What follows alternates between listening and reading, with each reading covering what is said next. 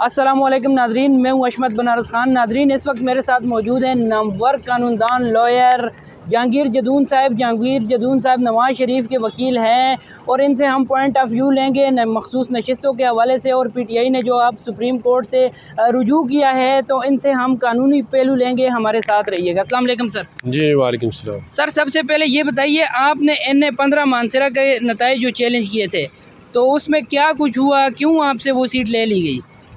देखिए, हमारा केस तो बड़ा मजबूत है। उसमें जितने भी फार्म 45 हैं 123 पोलिंग स्टेशन के, वो टेम्पर्ड है, उसमें बैग फटे हुए हैं, सीलें टूटी हुई हैं। तो उसमें हमने केस किया, लेकिन हमारा केस इलेक्शन कमीशन ने नहीं माना। तो उसमें हमें अब डिटेल जो रीजनिंग है, डिटेल फैसला है, उसका इंतज़ार है। जब डिटेल फैसला आता है तो उसके बाद हम फैसला करेंगे कि हम सुप्रीम कोर्ट जाएंगे या इलेक्शन ट्रिब्यूनल जाएंगे। अच्छा, तो क्या लगता है सर, वहाँ कौन से ऐसे इलाके थे, आपने रिसर्च की होगी सर, कि वहाँ पोलिंग नहीं हुई और फार्म 45 का वहाँ इशू बना हुआ है? ये देखो ना, जो भी काला डागा के 123 पोलिंग स्टेशन थे ना, उन पे हमें खासा प्रॉब्लम आया है। तो उसके फार्म वो जब कंसोलिडेट ठीक तरह से नहीं होंगे ना, तब तक रिज़ल्ट सही कंपाइल नहीं होता और उसकी जीत और हार का सही फैसला नहीं हो सकता। लेकिन वो जीत का तो नोटिफिकेशन जारी कर दिया है, उन्हें फार्म 49 भी इशू हो गया है। बस देखें ना, इलेक्शन कमीशन ने साबित किया जी कि हम जो है वो इंसाफ कर रहे हैं। हम किसी बड़े से बड़े बंदे का भी केस जो है वो खारिज कर सकते हैं।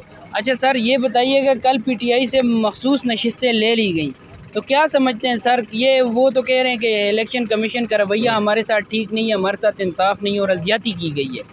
अब ये देखें, ये जो रिज़र्व सीटें हैं ना, इसमें आपको आइन और जो इलेक्शन एक्ट है उसकी इंटरप्रटेशन चाहिए।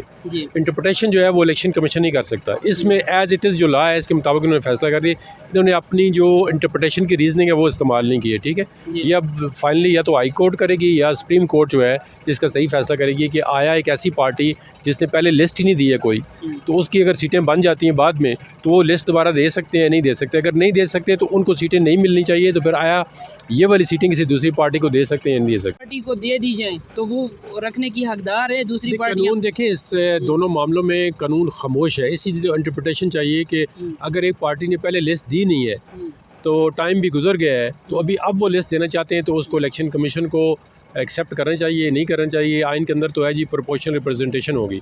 तो एक अगर पोलिटिकल पार्टीज़ के MNA वहाँ पे मौजूद है तो वही फिर अदालत तय करेगी क्या उनको अभी इस स्टेज पे सीटें मिल सकती हैं या नहीं मिल सकती। सर, ये बताइएगा, वज़ीर-ए-आज़म शहबाज शरीफ ने मफामत की पेशकश की है। PTI वाले कह रहे हैं हमारे कारकुनान पुरअमन एहतजाज करने वालों को उठाया जा रहा है, इलेक्शन कमीशन का रवैया हमारे साथ ये है। तो इस सिचुएशन में मफामत कैसे होगी, मुल्क कैसे आगे बढ़ेगा और दुनिया को हम कैसे ये पैगाम देंगे कि हम एक कौम है, पाकिस्तानी है और यकजा हैं? देखिए, मफाहमत का ये है कि रूल ऑफ लॉ होना चाहिए, किसी को बगैर किसी वजह के अरेस्ट नहीं होना चाहिए। अगर उसके ख़िलाफ़ कोई एलिगेशन है तो वो कोर्ट ऑफ लॉ में उसको पेश करना चाहिए। शुक्रिया, थैंक यू सर।